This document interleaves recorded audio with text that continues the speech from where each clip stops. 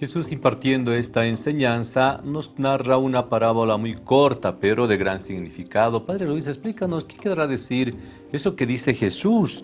¿Puede acaso un ciego guiar a otro ciego? ¿No será que los dos caerían en un pozo? Refiriéndose, según algunos intérpretes, a los fariseos, a las autoridades religiosas de su tiempo, quienes no tenían claridad en su mente porque habían distorsionado de tal manera el mensaje de Dios. Sin embargo, eran los guías religiosos de la comunidad. Este pasaje tan breve, pero lleno de significado, Padre Luis. ¿Puede un ciego guiar a otro ciego? Bueno, la palabra del Señor, como les decía al principio, para ver el contexto de Lucas, también de Mateo, ¿no?, que hace este seguimiento, y Jesús hace este seguimiento durante estos tres domingos, desde las bienaventuranzas nos da viniendo algunas indicaciones para el seguimiento de Jesús, cómo el apóstol, el discípulo tiene que seguir a Jesús, y mucho más nosotros, como los cristianos debemos seguir, qué parámetros, qué indicaciones debemos llevar en nuestra vida diaria. Y de ahí que Jesús insiste en este domingo, ¿no? Nos dice al principio cómo un ciego puede conducir a otro ciego. ¿A qué se refiere? No solamente físicamente, ¿no?, sino nos está viendo hasta lo interior, ¿no? Podemos estar bien de la vista, o tal vez no tener la vista, pero lo importante acá dice poder vernos en nuestro interior, poder ver nuestra vida de fe cristiana, ¿no? Muchas veces decimos, yo soy cristiano, yo soy católico, yo sigo a Jesús, pero sin embargo, pues nuestra vida es distinta, de distinta manera. Entonces la ceguez es esa ceguez de la gloria de Dios que nos muestra a través de los ojos de Dios, no a los ojos del hombre. Los ojos del hombre son pues placer, no se me ha dicho mucha riqueza, mucha abundancia, pero los ojos de Dios es la bondad, el amor, la comprensión, la solidaridad, o sea, saberlo descubrir, la bondad de Dios, o sea, esa luz interna, esa luz llena de alegría, de paz, más que todo en este tiempo, especialmente en estos días. En nuestra vida no hay paz, o nuestra vida no hay. Queremos estar siempre en discusión, en problemas, en dificultades, en ver al otro como es, sin ver a cada uno de nosotros. Nos hace falta descubrir esa luz interna, esa luz de Dios que se revela a través de la palabra del Señor.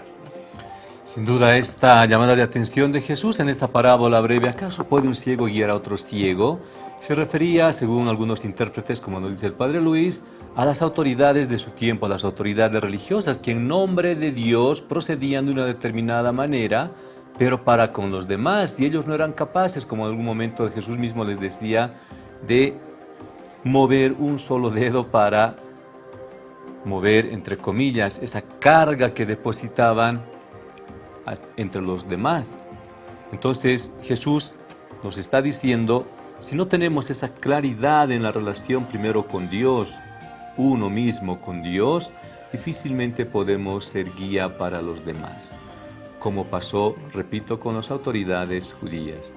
Ellos habían distorsionado de tal manera el mensaje divino que al final de cuentas han terminado acomodando un discurso para mantenerse en sus privilegios, en el poder que habían alcanzado y para poner cargas muy pesadas hacia los demás.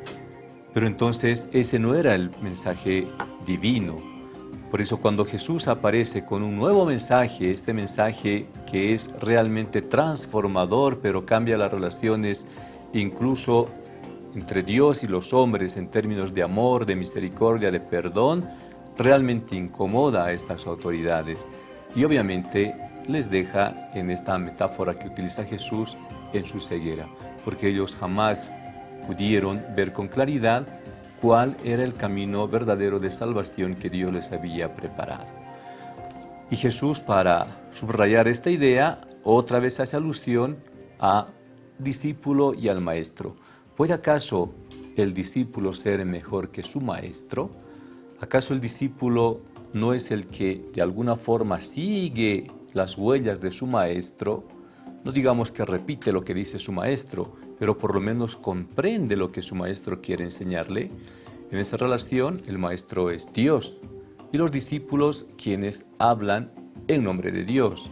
Entonces, uno puede, al final de cuentas, Padre Jaime, los que hablan en nombre de Dios pueden abandonar el mensaje primero para acomodar después un mensaje de acuerdo a su conveniencia.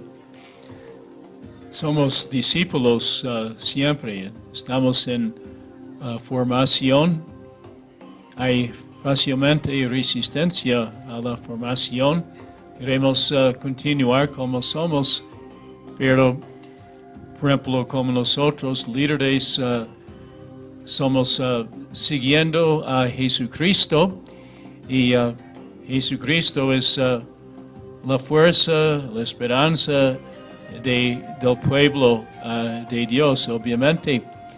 Al escuchar del discípulo no mayor que su maestro, me acuerdo de Pedro cuando Jesús anunció la inminencia de su pasión y su muerte en la cruz. Pedro trató de decirle que no es para ti, maestro. Y Jesús reaccionó fuerte. Estás hablando como Satanás.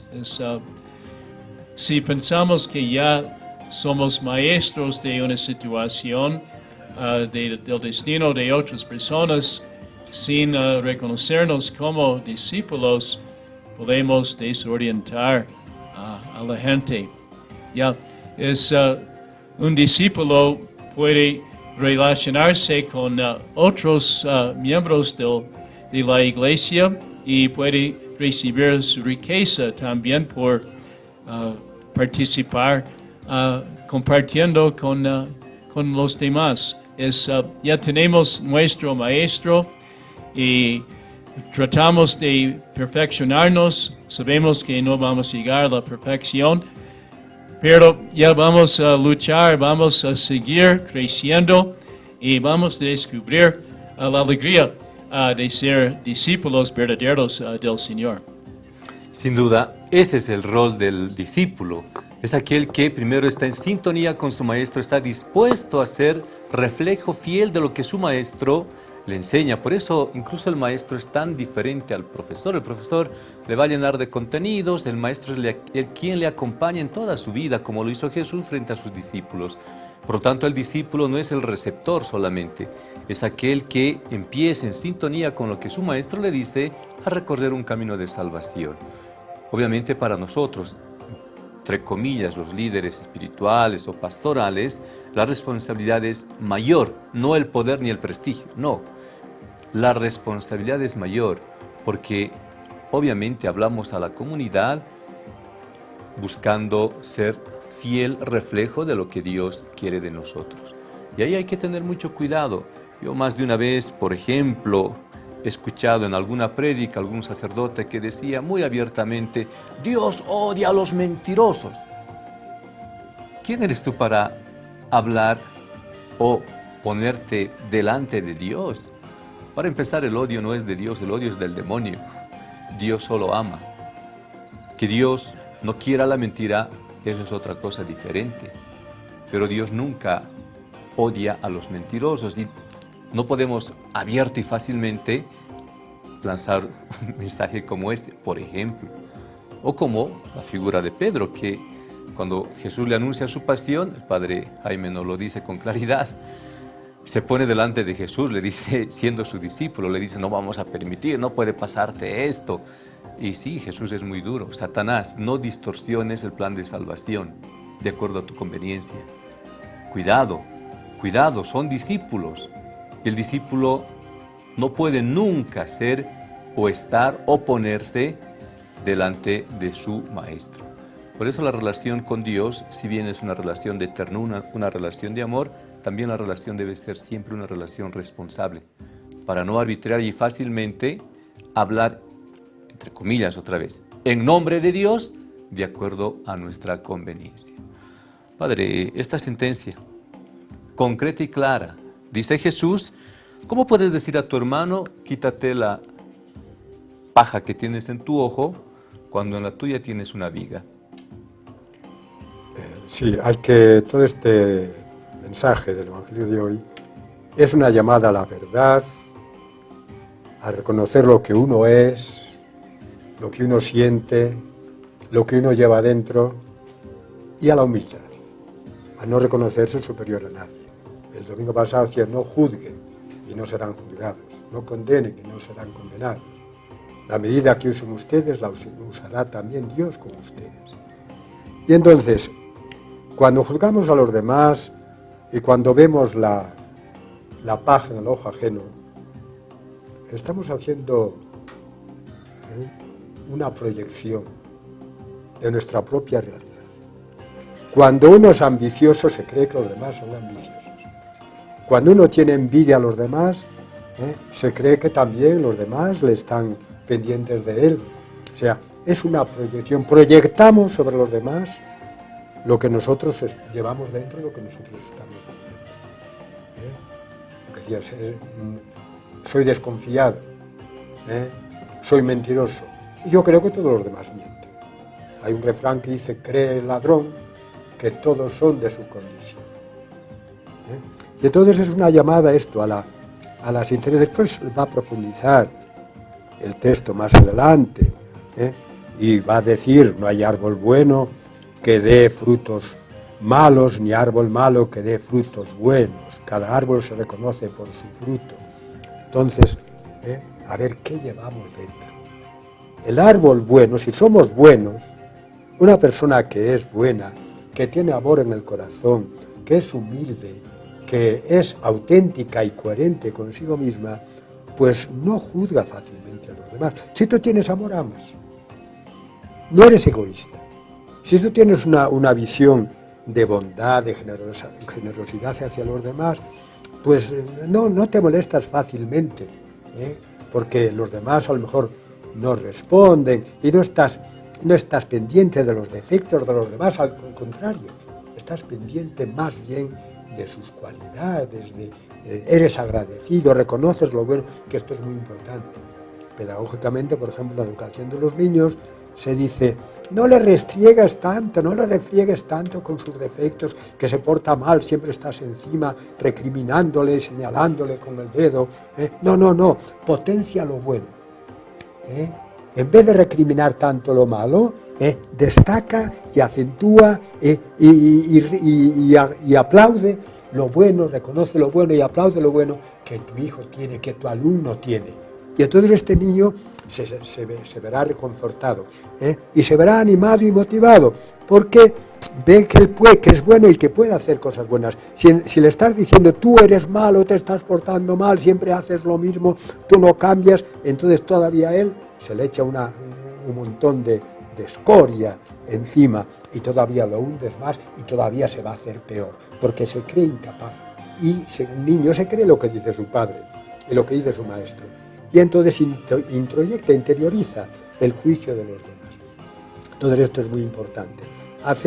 Primero, cuando juzgamos a los demás, no somos verídicos, no somos sinceros. Estamos distorsionando nuestra realidad. Lo que estamos achacando a los demás es lo que nosotros estamos haciendo, estamos padeciendo dentro de nosotros, que no queremos ver. Y como no lo queremos ver, ese es peor que yo, ese es malo. Yo no, cuando yo soy igual o peor que él. Y en segundo lugar, le estamos echando escoria encima, le estamos echando piedras, le estamos echando basura, lo estamos mancillando, manchando y provocando, precisamente no motivando a que cambie, sino motivándole a que sea todavía peor.